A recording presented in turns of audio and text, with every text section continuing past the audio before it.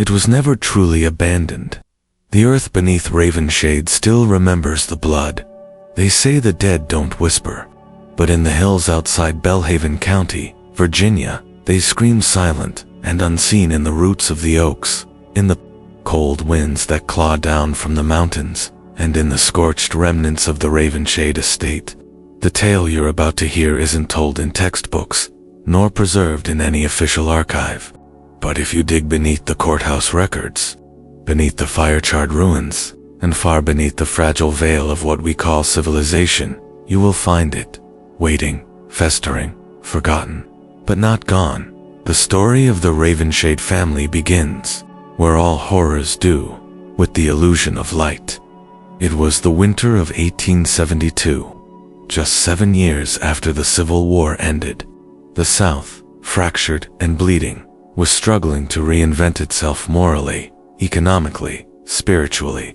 Reconstruction offered freedom in name, but not in soul. Towns like Bellhaven were caught in between the dead ideals of the Confederacy and the bitter uncertainty of a new age. In this crucible of instability and divine desperation, men often turned to faith. But sometimes, that faith turned to something else. And in the hills beyond Bellhaven, a new voice rose from the ashes. Elijah Ravenshade was not a man made for obscurity. Born to a line of failed tobacco merchants, he had returned from the war with more than just physical scars. Regiment's chaplain described him as the type of man who stared too long into the silence of God and heard something answer. He came back to Bellhaven in 1866, preaching a message no one had heard before. Not Christianity, not spiritualism, something older, something broken. He called it the Doctrine of the Holloway. At first, Elijah gathered only a few wayward farmers, war widows, drifters who couldn't fit into society's new mold. He preached from the basement of his ancestral home, a Georgian-style manor that sat rotting on a cliffside, what locals called Widow's Peak. The sermons were not fire and brimstone. They were soft, melodic, and strangely seductive. Elijah spoke of the veil that separates the living from the dead, and how it had thinned since the war. He claimed suffering opened doors, that grief made us receptive, that salvation didn't lie in heaven, but in merging with what he called the deep witness. It wasn't long before the house became a haven for the lost, the poor, the haunted. They called themselves the Children of Hollow Mercy. They sold what little they had, moved into the manor, and surrendered their names for new ones, names given by Elijah, names taken from forgotten scripture and twisted Latin. They wore gray robes, shaved their heads, and buried mirrors under the floorboards to avoid what they called echoes of the flesh. They weren't violent, not then, just strange. The townsfolk whispered, of course. They called it a commune, a harmless group of eccentrics. But in September 1874, a local girl went missing. Mary Ellen Travers, age 11, last seen picking apples near the eastern tree line. Her bonnet was found in the stream that runs past Widow's Peak. Sheriff Daniel Harker interviewed Elisha, who welcomed him with eerie calm. Nothing was found, no trace, no charges were filed. But from that moment on, something shifted. The Ravenshade children, there were 26 of them by then, stopped, leaving the estate entirely. Food was delivered by a single black cart, always driven by the same silent woman in a black veil. The estate's windows were boarded shut. At night, townspeople reported hearing chanting from the cliffs, low, rhythmic, and in no language anyone could recognize. Dogs refused to go near the place. Candles burned in every window, even when no one was inside. Something was, waiting. And then the letters began. From 1875 to 1877, local officials, business owners, and clergy began receiving sealed, handwritten letters, each marked with a wax emblem in the shape of a hollow eye. The letters weren't threats. They were invitations. To what, exactly, was never clear. Some were burned. Others were displayed as curiosities. One, kept by Reverend Samuel Brimley of Bellhaven Chapel, survives to this day. We are not gone. We have only shed the skin of this world. The hollow way is open to those with courage to lose everything. The witness watches, and he does not blink. It wasn't until 1878 that the first documented death occurred. Gerald Whitcomb, a local cooper who lived on the forest edge, was found in his shed with his eyes removed. No sign of struggle, no blood. Just 2 hollow sockets and a carved symbol on his forehead, a spiral, intersected by 3 vertical lines. The papers called it suicide, but those who knew Gerald disagreed. He was a father of 3, devout, sober, and afraid of heights. Yet his body was found hung 15 feet from the rafters. The sheriff reopened his quiet investigation of the Ravenshade property. This time, he didn't return. Sheriff Harker vanished during a stormy October night in 1878. His last known location, the gate outside the Ravenshade estate. His horse was found, soaked and trembling, 2 miles down the ravine. No signs of violence, no footprints, just his badge, nailed to the estate's oak door. The town panicked. Some fled, others demanded the state send reinforcements. It took nearly 2 weeks for a federal marshal to arrive. When they did, the house was empty. No bodies, no belongings, no cultists, no Elijah. Just candle wax on the floor, scratches on the walls, a smell no one could place. And in the basement behind, a false wall and altar, stone, circular, covered in dried blood and crude carvings of open mouths and weeping eyes. The word videnti had been scrawled in ash across the floorboards, Latin for he who sees. The Ravenshade family, whatever they had become, had vanished without a trace, and that was only the beginning. There are towns where history is carved and stoned into plaques, celebrated with parades, preserved in polished museums. Bellhaven is not one of those towns. Here, history is buried beneath layers of soot and silence, ignored like a mad relative locked in the attic. And yet, in the decades following the disappearance of the Ravenshade cult, silence was no longer enough. The year was 1903.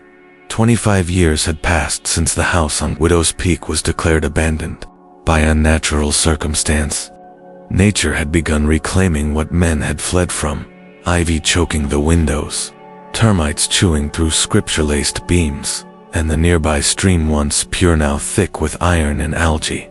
As if the land itself was bleeding from wounds no one could see.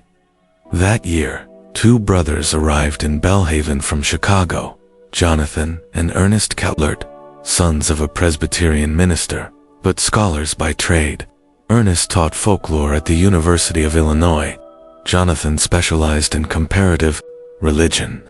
They were drawn to Bellhaven by a single artifact, a cracked journal found in the back room of a now-defunct Baltimore curiosity shop, bound in leather, brittle with age, and marked with the familiar hollow eye emblem.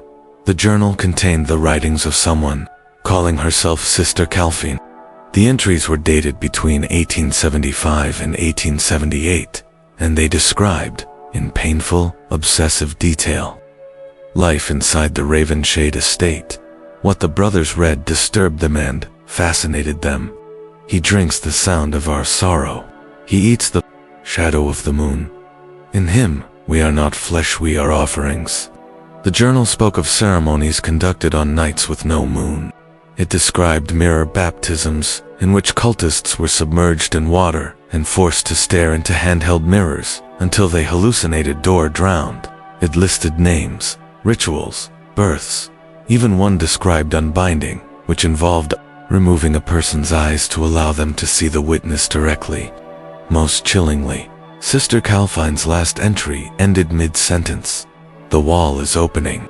We heard the voice beneath the stone again. Elijah says, I am ready. He says I must. I must then. Nothing. The Kellard brothers were not ghost hunters, or they were academics, skeptics, but they agreed on one point. If even a fraction of what was described in the journal was real, the world needed to know. So they traveled south, quietly. They made no announcement. They met no one. They brought a camera, a field recorder, and occult revolvers just in case folklore decided to get physical. What they found was worse than they'd imagined. The manor was still there. Barely half the roof had caved in. The floorboards buckled, like broken teeth. But the basement, the altar room, was untouched. They entered at sunset, hoping to gather evidence quickly before dark. But the deeper they descended, the less they felt. Alone. Ernest would later write in his private letters. The air changed, heavier, as if sound was thicker there. My ears rang, but not from silence, from something, pressing against the walls of my mind, like a sermon without words. They found more than relics. Behind the altar, concealed in the wall by rotting hymnals, they uncovered a hidden room. It wasn't on any blueprint. There were no hinges, no seams. Just a faint indentation in the wall, revealed by candlelight. Inside were bones, human bones, arranged in concentric circles around a pit no wider than a well shaft. The bones had no skulls. The pit was sealed with rusted iron and inscribed with Latin, Vigilat, ne intredis, intent, watch and pray, that you may not enter into temptation. They left that night and never returned to Bellhaven. But their report, handwritten and never published, circulated among certain secretive academic circles. Some dismissed it as a hoax. Others weren't so sure. 3 years later, in 1906, Jonathan Kellard was found dead in his Chicago apartment. Throat slit, eyes removed, no sign of forced entry. The only item missing, Sister Calfine's journal. Ernest vanished 3 days later. The case was never solved, but the Ravenshade story didn't stay buried, because death never ends. A story yet only rewrites the rules. In the summer of 1921, a local gravedigger named Amos Petrie made a chilling discovery in Bellhaven's North Cemetery, while exhuming an unmarked grave for reassignment. He uncovered an iron-bound box buried beneath the casket, sealed and engraved with the same spiral eye symbol. Inside were 7 human tongues, wrapped in cloth, still pink despite the passage of time. Alongside them, a note written in ancient Greek, roughly translated, they spoke his name without permission. Amos quit that day, left town, and was never heard from again. By the 1930s, the townspeople had adopted a silent superstition around the name Ravenshade. No one climbed the hill. Children were warned to stay away from the tree line. Hunters would not step foot near Widow's Peak, even in desperation. Something about the land, the way it grew cold too quickly, the way shadows there moved just a little too long after sunset, and still, people came, occult enthusiasts, filmmakers, students, urban explorers. Most left disappointed. Some didn't leave at all. In 1952, a team of paranormal researchers from New York attempted a week-long stay in the ruins. On the second night, their field audio picked up a low-frequency hum between the hours of 3 o'clock and 3:33 a.m., the same time referenced in multiple entries in Sister Calfine's journal as the hour of the deeping. The audio, released decades later, contains what many describe as a voice beneath static, whispering something unintelligible, and then, unmistakably, the word Ravenshade. Of the 5 researchers, only 2 survived the trip. One went blind shortly afterward. The other refused to speak of the experience for the rest of his life. And then there were the sightings. Eyewitness accounts spanning 70 years describe a figure seen standing in the burned-out window of the manor, tall, pale, cloaked in robes. No face, no movement. Sometimes, it would vanish when approached. Other times, it didn't. But it's what locals hear that's worse. Every few years, usually in October, hikers report distant singing, soft, mournful, and always female, coming from the woods around Widow's Peak.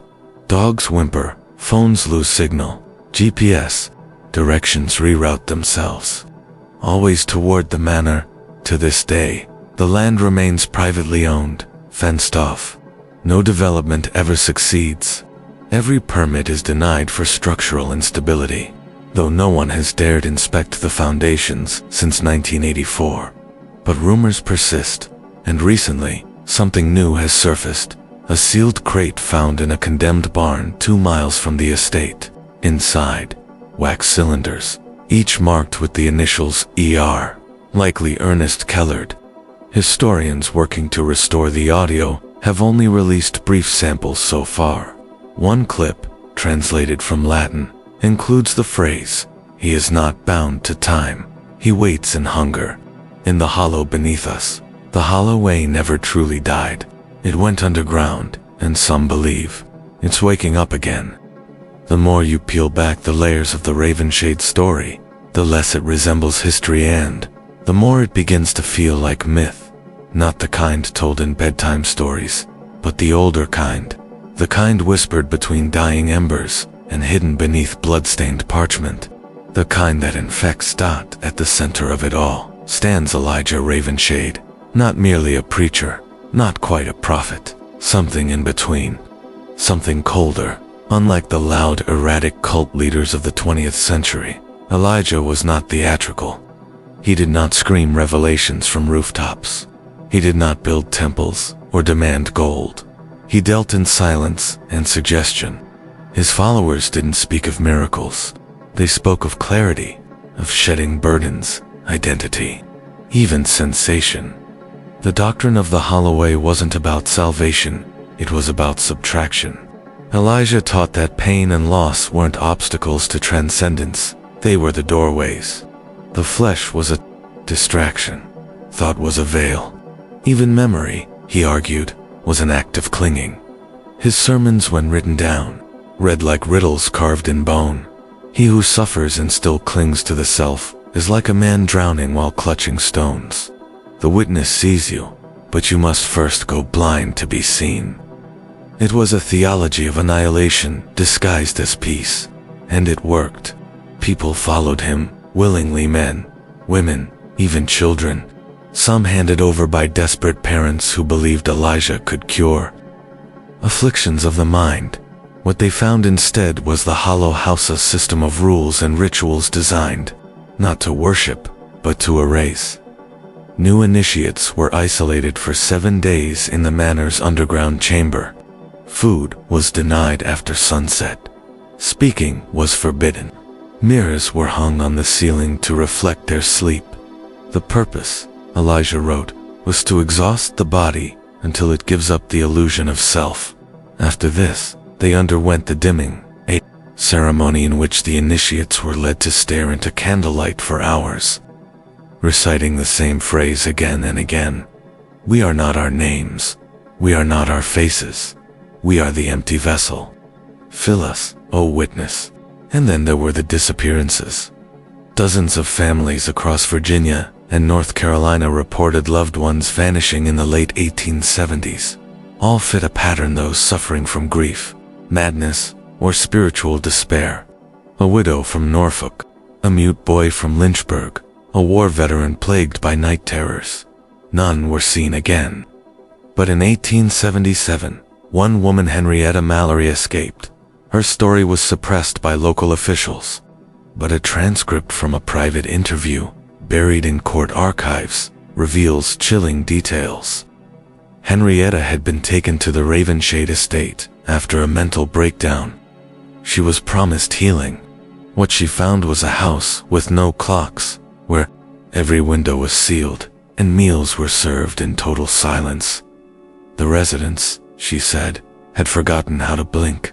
They watched me, she said, not like people, like doorways. Henrietta's escape was never explained. She had no memory of how she left, only that she awoke in a field with no shoes and her hands soaked in wax. She would spend the rest of her life in a sanitarium, sketching the same image over and over, a tall, eyeless figure standing in a pool of black water beneath a full moon. The image would later match crude carvings found in the manor basement, but What did Elijah believe the witness was? The answer may lie in a letter discovered among the recovered belongings of Sister Calphine, addressed to an unnamed recipient. The letter is equal parts confession and prophecy. He was not born. He was found, not in scripture, not in dreams, but in the silence between thoughts. We call him the witness not because he watches, but because he records. Every agony, every loss, that is his sustenance, and we, in giving it, become less, and, in becoming less, we become free. It wasn't heaven Elijah sought. It was absence, and for many, that promise was more tempting than any reward. By 1878, reports of spontaneous screaming in the woods began circulating. Travelers spoke of a howling sound, not quite human, emerging from the cliffs on moonless nights. Sometimes it was joined by chanting. Other times, it was followed by complete, unnatural silence, birds refusing to sing. Insects gone, mute, more journal, fragments from former cultists, recovered from nearby caves and stream beds, reveal an even darker truth. Not all members chose to be erased. Some resisted, and they were punished. One entry describes the hollowing room, a chamber beneath the altar, where non-believers were confined for cleansing. There, they were forced to listen to recordings of Elijah's sermons on repeat, while exposed to flashing candlelight and starvation. Some broke, some didn't, but all were offered in the end. By 1880, whispers of the Holloway had spread beyond Bellhaven. Small groups began appearing in other towns, performing strange midnight rituals, chanting in dead languages, carving spirals into the bark of trees. One such group was discovered in Tennessee in 1882, attempting to exhume bodies from a public cemetery. When questioned, their leaders said only, "They are not truly dead. They have not yet been seen." The connection to Ravenshade was never officially established, but the symbol was the same. In a letter to the governor's office dated March 3, 1883, Bellhaven's mayor wrote, "We no longer speak the name. We no longer approach the hill, but the dreams persist, and our children speak of doors beneath the earth." By this point, the cult had effectively become myth, and yet, its teachings continued in hushed corners, translated into pamphlets, encoded into psalms, hidden in the margins of religious texts.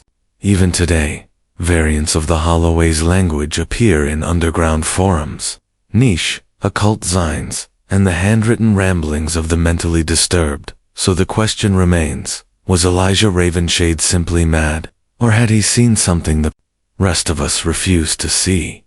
Was the witness a fiction, or a force waiting patiently behind the veil? What happens to a town when fear becomes tradition? By 1884, Bellhaven no longer debated the Ravenshade name. It was simply avoided. The hill was marked with a crude iron gate, and a sign that read, "Private property, no entry under penalty of law." But everyone knew the law didn't reach that far up the hill. What kept people out wasn't legislation, it was memory. Or worse, the possibility that memory wasn't enough to keep it buried. Yet evil doesn't die quietly. And Ravenshade had one more horror left to give. The final days of the Ravenshade estate were not documented in newspapers. There were no headlines, no official records. What we know comes from a single, unsigned manuscript discovered in 1928 inside a locked drawer at the defunct Bellhaven Library, just 5 pages long, written in erratic cursive on yellowed paper, and catalogued only as document number 137. Historians have dubbed it the Ash Pages. It begins plainly, "I write this on the 3rd night without sleep. Something is wrong. The air tastes different." The author identifies himself only as a watcher, possibly a former cult member, possibly someone assigned to monitor the estate after the federal inquiry failed. Either way, he claims to have witnessed the collapse of the Holloway from within. What he describes is not fire or gunfire. It's rot. The faces are changing, he writes. They are forgetting who they are. Last night, I saw Brother Thel weeping in the stairwell, pulling off his own fingernails, repeating the word reflection until his mouth foamed.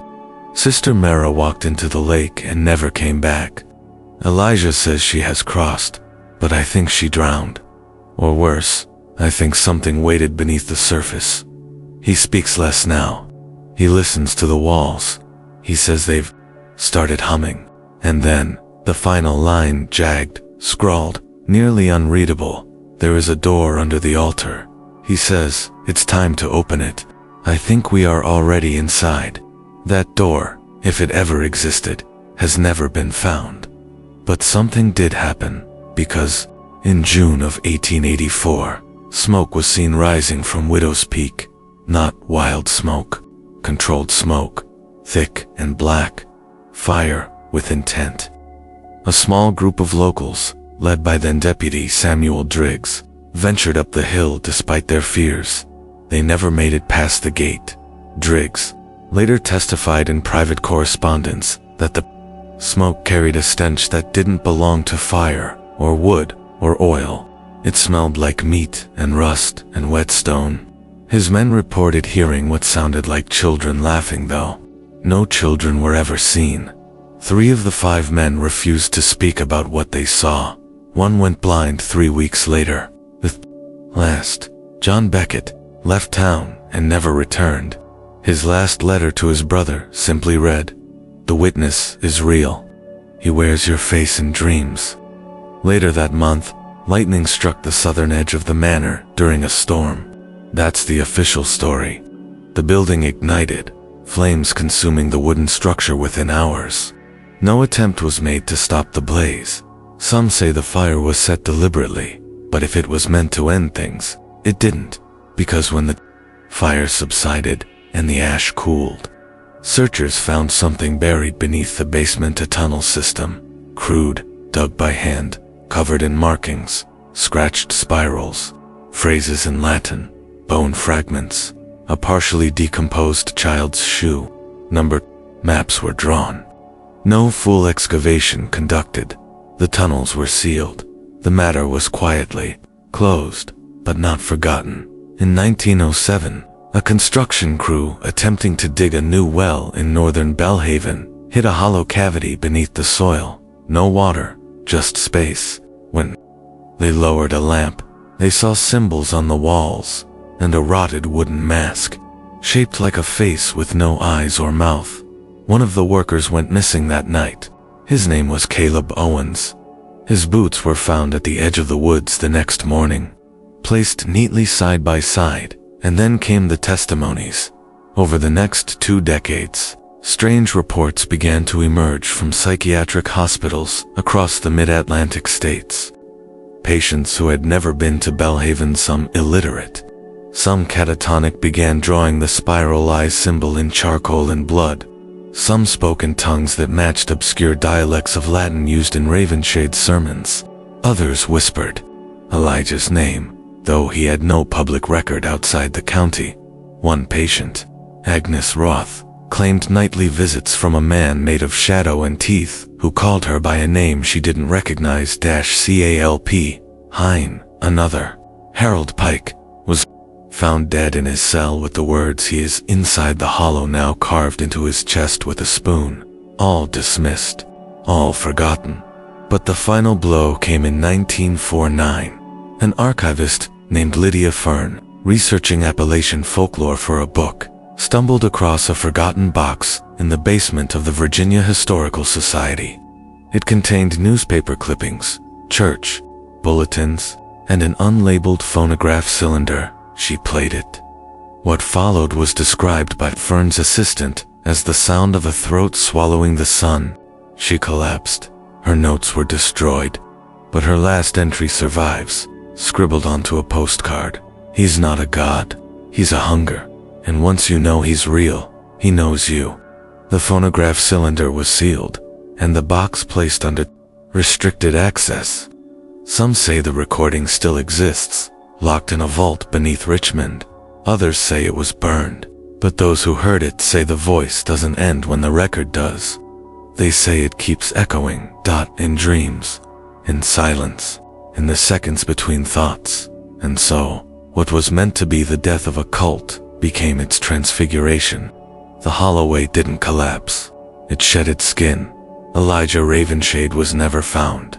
No bones, no grave, no proof.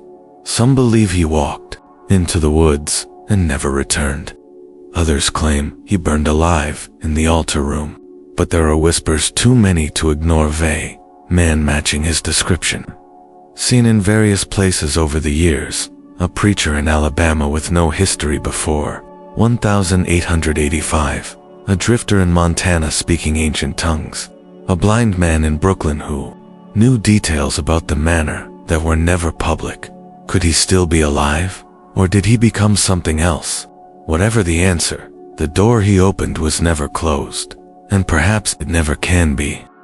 There is a phrase often whispered among certain fringe historians and paranormal archivists. The holloway never ended, it evolved. And that idea, that horrifying notion, forms the backbone of everything that happened after the fire. The Ravenshade estate may have been reduced to ash, but what Elijah birthed wasn't a cult bound by geography or flesh. It was an infection of the mind, a doctrine not tethered to buildings or books, but to silence, grief, and hunger. In the century that followed, the belief didn't vanish, it metastasized. The first real sign came in 1955, when a series of disappearances rocked a small town in northern West Virginia. 3 families vanished within the same month. Doors left unlocked, beds untouched. No struggle, no sign of departure. Just empty homes, and, in each house, a single phrase scratched into the bathroom mirror. He does not blink. The FBI opened a quiet investigation. Nothing was found, but the lead agent, Walter Grange, retired shortly after. In his final psychological evaluation, he made a chilling statement. "I keep hearing them whisper behind the walls. There's something under the floor, waiting for me to sleep." Grange was found dead 2 months later. No visible wounds, no signs of trauma. But both of his eyes were missing. At first, these events seemed disconnected, odd, tragic, but explainable. That is, until 1963, when an independent researcher named Dr. Benjamin Akers published a paper titled Echoes of the Hollow: Cognitive Parallels in Post-Cult Behavior. He linked no fewer than 12 unsolved cases across the Appalachian region to a central idea: belief in a being known only as the Witness. Akers was ridiculed, labeled a conspiracy theorist, but 6 months after his paper's release, he went missing during a research trip to Giles County, Virginia. The last thing he recorded, found in a static-drenched tape recorder, was this: "They aren't followers, they're doorways, and they're already open." Akers was never found. The holloway had gone underground again. Not in the literal sense, but into the veins of modern culture, encoded in whispers, in strange symbols, in untraceable internet forums, and obscure cult signs distributed in brown paper packages. The Doctrine had changed, form-adapted to new languages and new hosts. In 1987, a woman named Valerie Crane checked into the Bellhaven Mental Wellness Institute. Diagnosed with paranoid schizophrenia, she claimed to be the granddaughter of a former Ravenshade acolyte. During her sessions, she sketched over 300 unique spiral-based glyphs and wrote the phrase, "The Witness remembers your birth scream," repeatedly in her journal. On her final day, Valerie gouged her own ears with a pencil and told a nurse, "If you can't hear the sermon of hollow mercy, it can't find you." She died 2 days later from an infection, but her drawings, they were archived. In 2013, they resurfaced. An anonymous user uploaded scanned versions of Valerie's glyphs to a now-deleted subreddit titled R Beyond the Veil. The post was titled simply, "He's Still Listening." The glyphs went viral for a brief moment. Some called them art. Others said they looked like sigils. A few recognized something far more chilling: their dreams. Hundreds of users, many unconnected by geography or background, claimed to have seen the glyphs in nightmares. One wrote, "I've never been to Virginia. I've never heard of Ravenshade, but I swear to God, I've seen that spiral. It was carved into the wall of a cellar I've never been in. I remember touching it. I remember ... pain. Another user uploaded an audio file titled Echo from Below. .wav, a faint, rhythmic thumping, overlaid by what sounded like distant chanting in reverse. The clip was removed hours later, flagged as cognitively disruptive. No mirror uploads exist. The uploader's account vanished, and yet the story persists.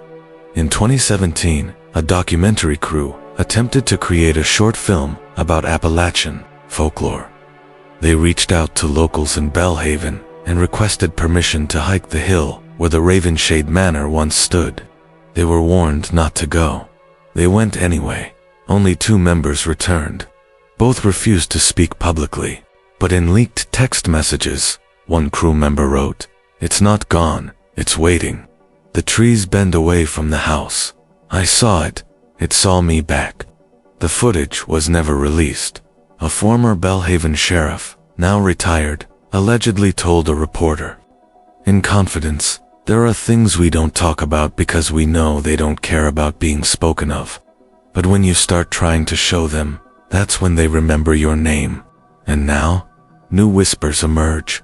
Private collectors claim to have uncovered another journal, this one written not by Sister Calphine, but by Elijah himself, authenticated through ink, dating and paper fiber. It contains ramblings, rituals, and repeated references to a second threshold, something he called the deep door. One passage reads, "I was wrong to believe death was the price. It is only the key." What lies beneath the second threshold is not punishment, it is recognition. To be seen fully by the witnesses, to become unnameable. If the journal is real, it suggests that the Holloway may have succeeded, that someone or something did cross. And now, the question becomes not whether the cult remains, but whether you have already brushed against it. Because that's the terrifying possibility, isn't it? That the Holloway isn't a story from the past. It's a lens, a crack in the mirror of our world, a way of seeing that, once opened, cannot be closed. It lives in grief that festers, in silence that grows heavy, in rooms where the air turns thick, and your reflection lingers longer than it should. It lives in trauma, in memory, in the voice you hear when you're alone, and maybe it lives in you now. The Holloway was never about murder, not in the way we understand it, not in the way a knife understands the skin, or how a flame understands flesh. It was a ritual of subtraction, a long, methodical surrender of identity, of ego, of voice. The most terrifying thing about the Ravenshade family wasn't what they did to others. It was what they willingly did to themselves, and what they invited the world to follow. It is easy to dismiss this story as madness. Easier still to frame it as an isolated incident, a tragic tale of post-war trauma, of rural delusion, of religious extremism buried beneath layers of superstition. And yet, that explanation fails to account for what continues to happen, for the records that surface when no one is looking, for the audio that cannot be scrubbed clean, for the faces of children who were never born yet appear in photos taken decades apart. What if the Holloway was not the fantasy of a madman, but the inevitable conclusion of a truth too vast to accept? Let's suppose for a moment Elijah Ravenshade wasn't insane. Let's suppose he heard something in the silence left behind by the war, in the wake of death, in the fractured prayers of a nation trying to stitch together its soul. What if something answered? Not a demon, not a ghost, but something older than words. A hunger. The Holloway taught that pain was a kind of door, that loss was an offering, and that to be witnessed in your lowest moment, not by God, but by something indifferent, was the beginning of becoming free. Not healed, not loved, just erased. It's a seductive idea. In a world built on identity and ego, what could be more liberating than to dissolve? What could be more terrible? Elijah promised his followers freedom from suffering, not by lifting them up, but by hollowing them out. And those who followed him did not scream. They whispered. They gave up names. They buried mirrors. They forgot birthdays, families, even the sound of their own voices. They became empty. They wanted to. That's the real horror of the Ravenshade story. Not the rituals, not the disappearances, but the fact that it worked. Because those who disappeared didn't just vanish from the town. They vanished from the memory of their own bloodlines. There are entire family trees in Bellhaven that cut off abruptly. Photographs where faces are smudged, not by damage, but by something else, something as if the paper itself rejected their presence. Entire census records where names have been recorded and then blacked out by an unknown hand, ink seeping through the page like an infection. One federal clerk who cataloged Bellhaven's historical archives wrote in a private letter, "I don't know how else to describe it, but there are absences, not just missing data, but wounds in the records. Like someone reached backward through time and pulled a thread loose. Can a cult erase its own memory from history? Or did something else do it for them?" In 2004, a deep dig documentary team filming a series on lost American cults returned to Bellhaven. The project was shelved halfway through production. What they captured was deemed unusable. The lead researcher, Devin Moore, suffered a breakdown on site and was hospitalized for 8 months. In a later interview, heavily redacted, he said, "It's not a place, it's a pattern, a fracture that moves. The holloway is a shape you step into, and once you see the shape, it sees you too." To this day, the footage remains locked away.